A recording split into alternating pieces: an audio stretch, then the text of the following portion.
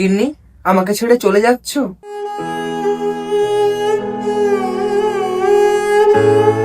এখন আমি পুরনো হয়ে গেছি, আর কিছুদিন থেকে গেলে হতো না?